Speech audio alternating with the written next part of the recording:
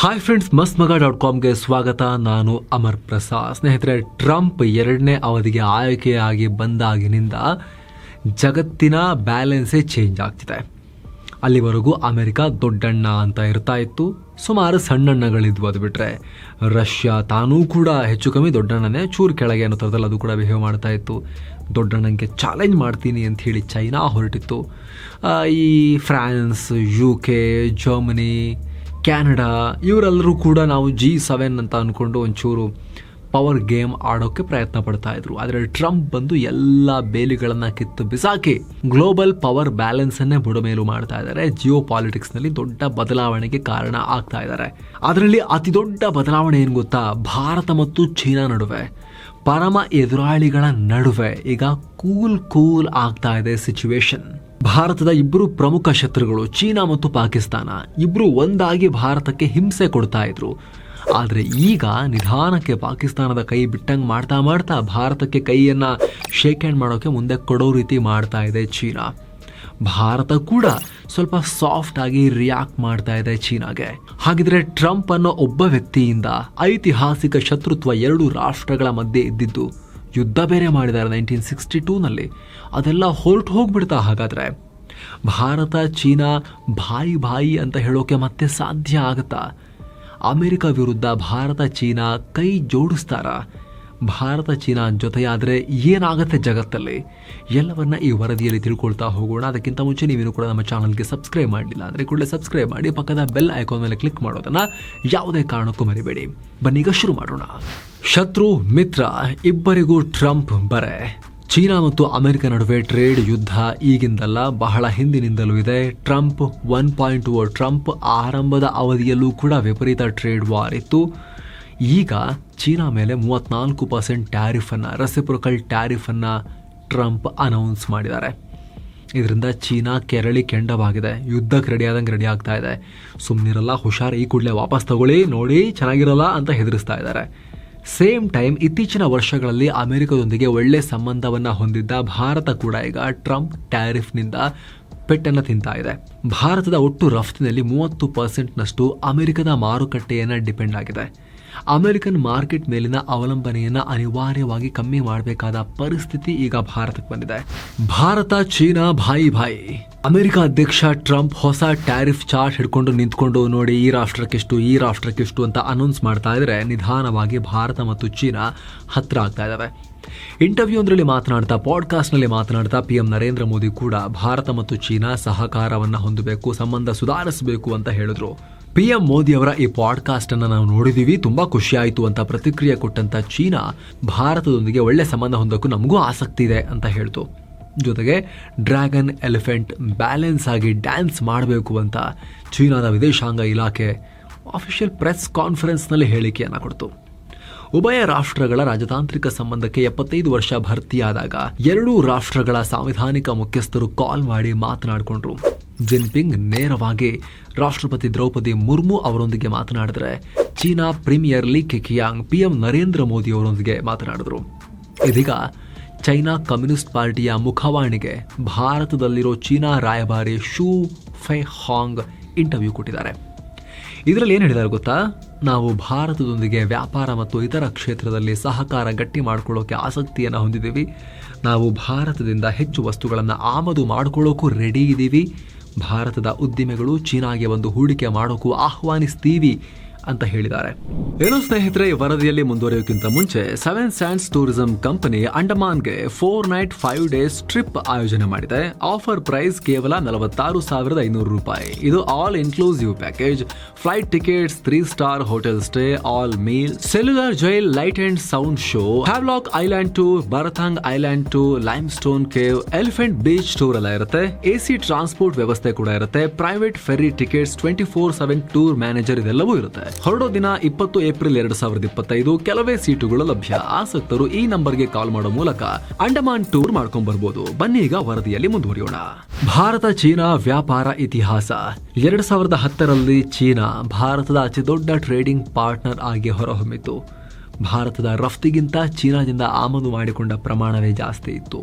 ಆದರೆ ಕಿರಿಕಿರಿ ಬುದ್ಧಿ ಹೊಂದಿರೋ ಚೀನಾ 2020-21ರಲ್ಲಿ ಭಾರತದ ಜೊತೆಗೆ ಹೊಸ ರಗಳೆ ಮಾಡಿಕೊಳ್ತು.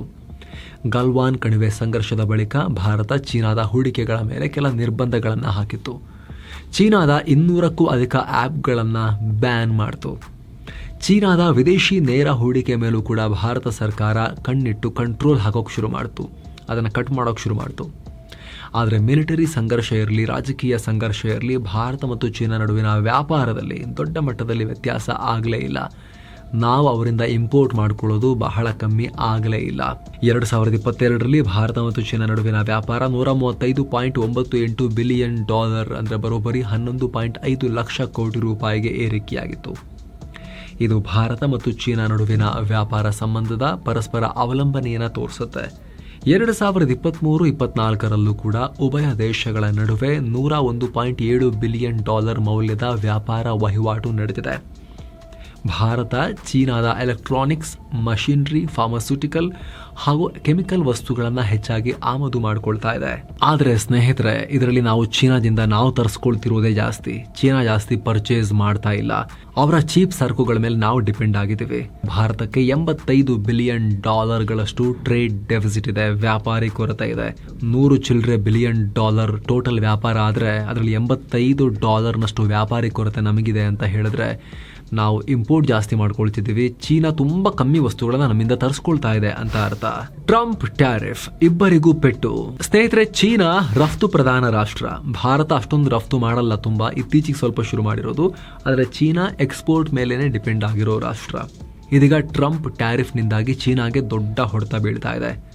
ಭಾರತ ರಫ್ತು ಪ್ರಧಾನ ರಾಷ್ಟ್ರ ಅಲ್ಲದೆ ಹೋದ್ರೂ ಕೂಡ ನಮ್ಮ IT ಸೆಕ್ಟರ್, ಹೈದರಾಬಾದ್, ಪುಣೆ, ಮುಖ್ಯವಾಗಿ ನಮ್ಮ IT ಸಿಟಿ ಬೆಂಗಳೂರು, ಇಲ್ಲಿಂದ ಸಾಫ್ಟ್ವೇರ್ ಸರ್ವಿಸಸ್ ಎಕ್ಸ್ಪೋರ್ಟ್ ಆಗುತ್ತೆ.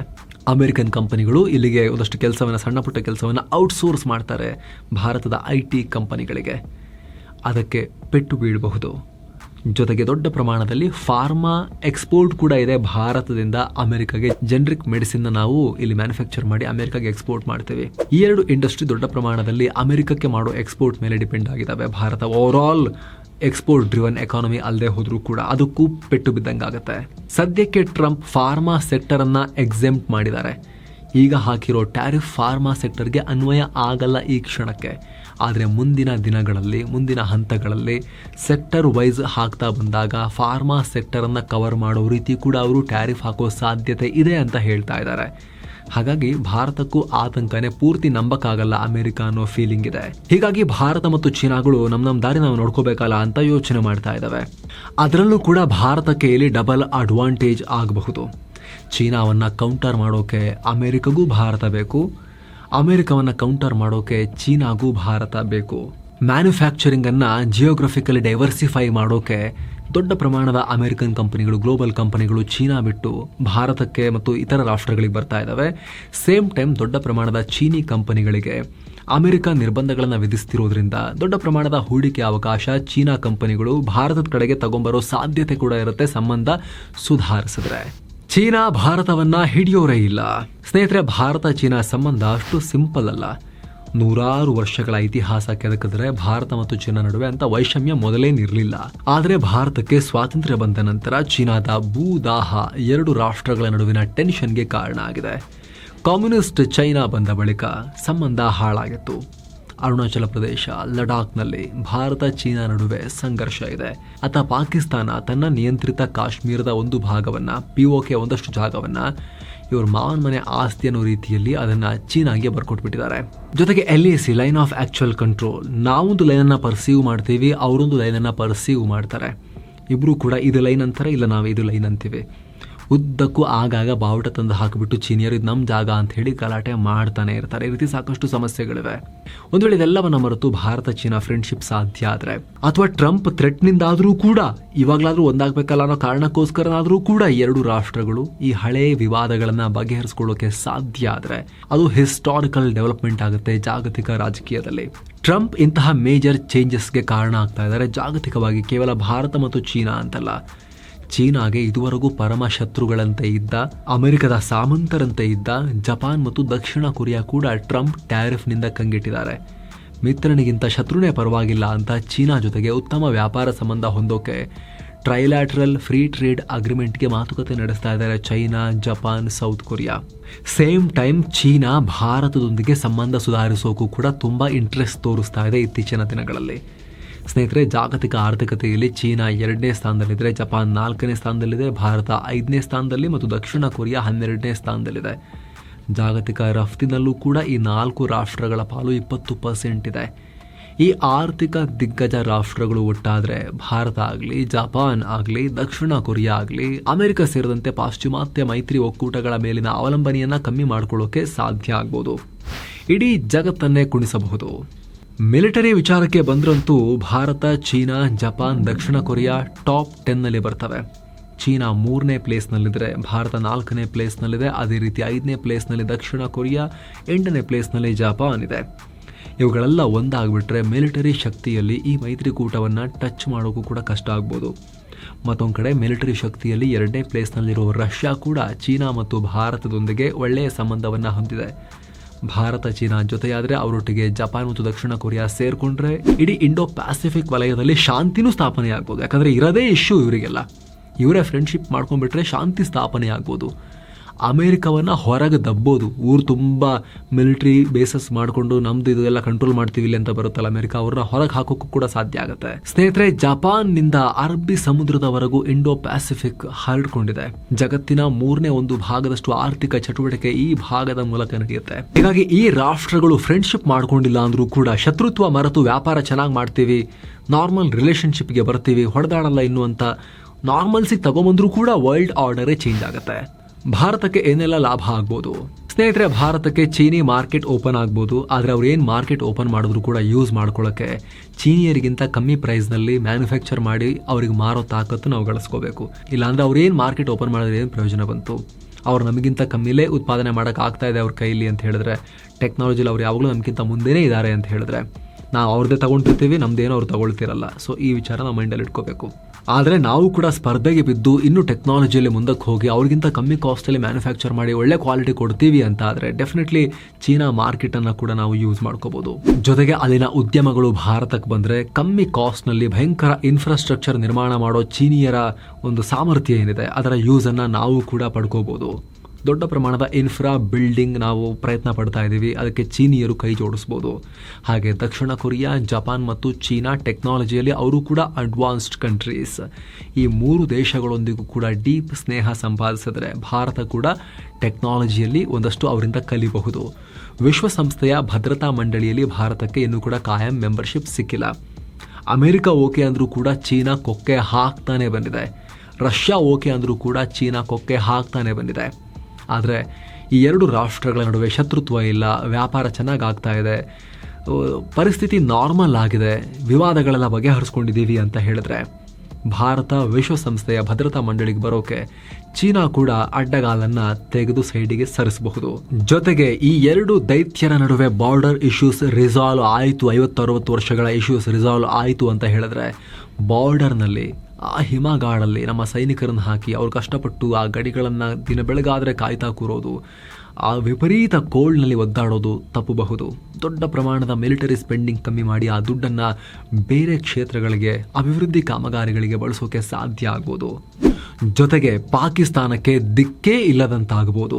ಅಮೆರಿಕ ಕೂಡ ಕೈ ಬಿಟ್ಟಿದೆ. ಈಗ ಭಾರತ ಮತ್ತು ಚೀನಾ ನಡುವಿನ ಸಂಬಂಧವೂ ಚೆನ್ನಾಗಿ ಆಗ್ಬಿಟ್ರೆ ಪಾಕಿಸ್ತಾನವನ್ನ ಹೇಳೋರಿಲ್ಲ ಕೇಳೋರಿಲ್ಲ ಅನ್ನೋ ಪರಿಸ್ಥಿತಿ ನಿರ್ಮಾಣ ಆಗ್ಬೋದು. ಅದರ ಪರಿಣಾಮ ಅವರ ಜೇಬಿಗೆ ಆಗಾಗ ಈ ಚೀನಾ ಹಾಕೋ ಕಾಸು ಕೂಡ ಕಮ್ಮಿಯಾಗಿ, ಭಯೋತ್ಪಾದನಾ ಚಟುವಟಿಕೆಗಳಿಗೂ ಫಂಡಿಂಗ್ ಕಮ್ಮಿಯಾಗಿ, ಪಾಕಿಸ್ತಾನದಿಂದ ನಮಗೆ ಉತ್ಪತ್ತಿಯಾಗೋ ಕಾಟವೂ ಕಮ್ಮಿ ಆಗಬಹುದು.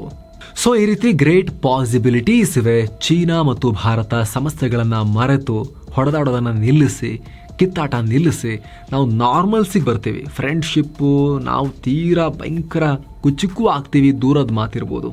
ಆದರೆ ಅಟ್ಲೀಸ್ಟ್ ನಾವು ಇನ್ಮೇಲೆ ಒಬ್ಬರ ಮೇಲೆ ಒಬ್ಬರು ಕತ್ತಿ ಮಸಿಯಲ್ಲ, ನಾವು ವ್ಯಾಪಾರ ಮಾಡ್ತೀವಿ, ಒಂದು ನಾರ್ಮಲ್ ಸಂಬಂಧವನ್ನು ಹೊಂದ್ತೀವಿ ಅಂತ ಬಂದರೂ ಕೂಡ, ಆ ಲೆವೆಲಿಗೆ ಬಂದರೂ ಕೂಡ ತುಂಬ ಅಡ್ವಾಂಟೇಜಸ್ 2 ರಾಷ್ಟ್ರಗಳಿವೆ, ಎಕಾನಮಿಕಲಿ ಹಾಗೂ ಸ್ಟ್ರಾಟಜಿಕಲಿ.